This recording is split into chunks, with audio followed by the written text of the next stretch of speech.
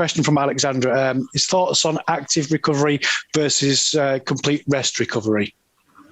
Depends on the goal, but if my goal is to spend time at high levels of maximum aerobic power, so I want to improve my VO2 max, and I think active recovery is certainly the way forward.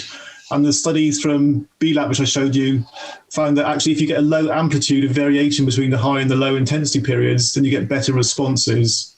So for active recovery, and that can be relatively intense active recovery as well, it doesn't just need to be shuffling around. So I think they were using, was it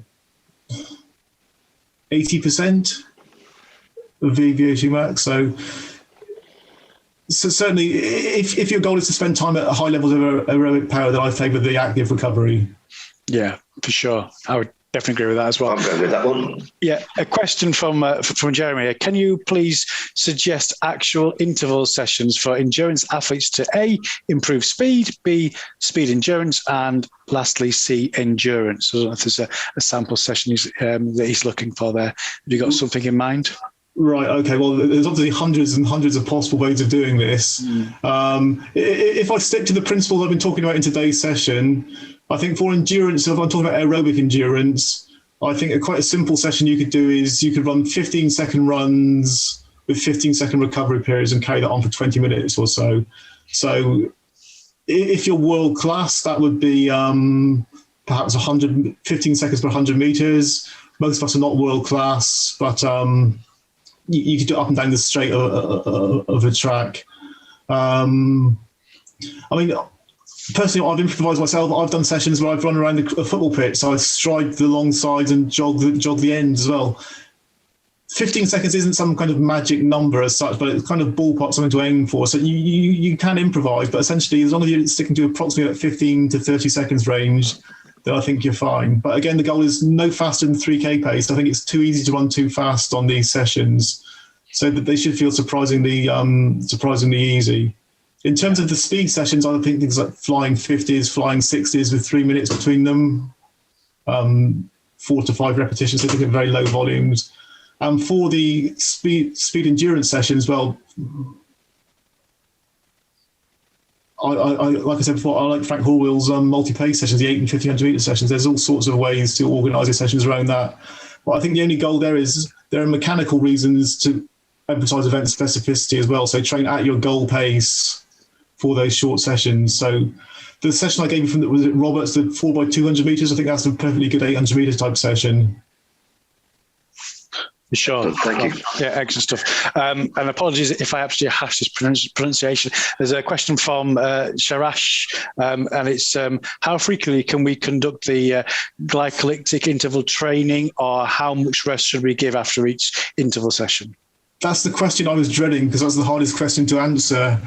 Well, we'll take that one out then, Andy. I think you're looking at... It depends very much on the training status of your athlete.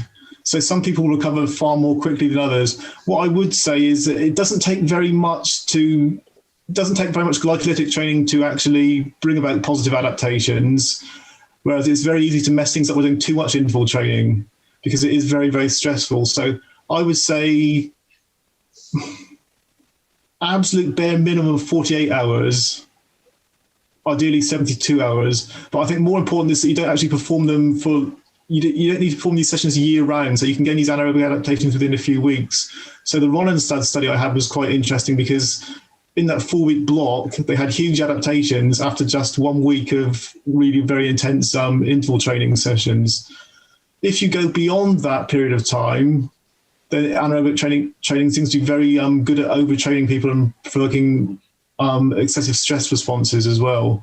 So I'm going to sit on the fence slightly on that one, but I'll say 72 hours is ballpark kind of figure, but it's better to underdo it than it is to overdo it. Yeah, I think I definitely agree with that as well. And you're right, it is very much also depends on the athlete's sort of recovery profile, and that can be affected by numerous things as well. So it's quite a difficult one to answer. We've got another question that's come here from an anonymous attendee. How would you adapt sessions for masters athletes? Right, okay. That's what I'm trying to play with myself at the moment, because I realise I can't train anywhere near as hard as I used to train. Recovery is obviously much more important, and it takes longer in masters athletes. So I would tone down the volume of the sessions as well, because these sessions impose quite a big mechanical stress, which will take longer to recover from. So I would probably try to reduce the volume of the sessions themselves and allow longer recovery periods between them. Having said that, I think they are very, very important for masters athletes, because one of the things we see as we age is we lose stroke volume from the heart. So we need to maintain stroke volume through use of high intensity training. So perhaps little relatively frequent but less stressful sessions, rather than the big Tuesday night session, which is most people traditionally perform. Yeah, for sure. And a question from Paul King, I think, is looking just for a clarification. What's your definition of repetition versus interval session? That's a good question, because there's loads of conflicting information out there in the literature as well, and different terminology. For me, interval sessions are the way where the focus is on the recovery period. So if you go back to the Gerster example, you are concerned about the fixed intervals being the work period, the rest period between the high intensity bouts. Repetition sessions, I'm less concerned about how long the rest period is. I'm more interested in the quality of the runs itself. Yeah, I think I would definitely agree with that. A question from James Bailey. My daughter is training for the ESAA 3K race. The balance between short interval training and actual training for the race endurance to maintain the pace for under 10 minutes. It seems we are suggesting short intervals. And what's your thoughts on that?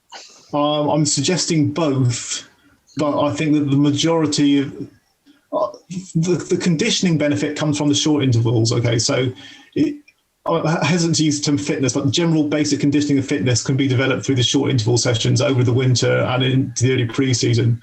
But as you say, if you need to run fast for 10 minutes, you're not going to get that ability just by running short 15-second runs. So at some point, you have to learn to run fast for long periods of time.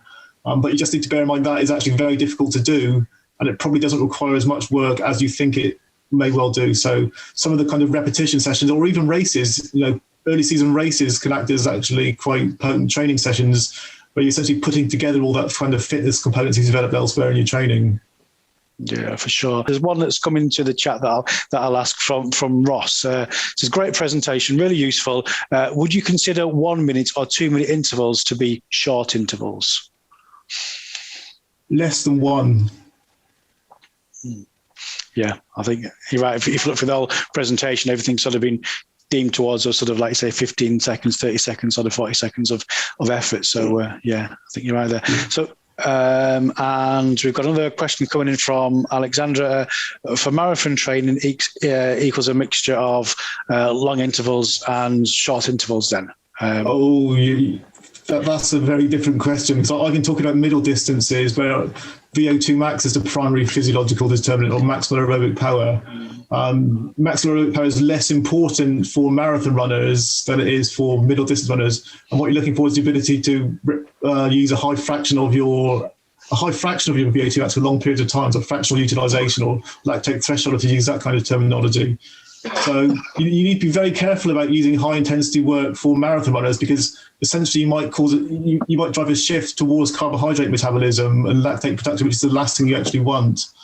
So yeah, and indeed, and I think the clue in this one is about designing training sessions for middle distance athletes, and I think we can all safely agree. Although me being the ultra lead at marathon running is like middle distance really, because it's not that long. But in the real world, marathon distance is definitely not regarded as middle distance. You use an old quote: "It's not the pace that kills; it's the pace you run it at." Yeah, for sure. There's a couple of more ones just coming in for the chat, so we'll just go through those and then we'll do a quick wrap up. One from Richard here. It seems that the traditional 12 times 400 or 5 times 800 sessions you are saying give little value. Have you got that right? Is the question. I wouldn't say they give little value. I just think if you look at the scientific evidence, there is perhaps other ways of achieving the same goals which are less physiologically stressful. Because what you need to bear in mind is not just the the one session. You need to look at the whole session in the context of your entire week and your entire training program as well. So your traditional sessions might be very effective at developing what you want to try and achieve. But then if it takes you 4 or 5 days to recover from them, you've got 4 or 5 days where your training is compromised as well. That's true. That is true. So we've got a couple more questions coming from the chat now for the Q&A. So one from Keith here. I have used sessions alternating, reducing long reps, 600, 500, 400, 300, interspersed with 200s. Is there any real benefit in this? I'm assuming you're talking about middle distance runners there. Yeah. Yes, I can see great value in that, because if you talk about event-specific work, you're trying to prepare the athlete to race as such. And one of the things athletes need to be able to do to race is change pace in the context of high intramuscular blood lactate concentrations and etc. So essentially, you are teaching the athletes to recruit additional muscle mass under extreme physiological stress. So I think these sessions are great in terms of preparing athletes to race. For sure. And last one from Steve, and then we'll just do a wrap up here. Would you adapt the interval sessions for females versus male athletes? Short answer, no. I see no physiological. I mean, the sessions need to be appropriate to the level of conditioning of the athlete and their recovery ability, rather than the gender. So I've seen nothing suggesting that males or females respond differently to the same physiological stimulus. And I would definitely say that. I mean, really, what you are saying really is, you're basically tailoring the session to the athlete in front of you, regardless of the gender. It's where they're at in their fitness level, I suppose.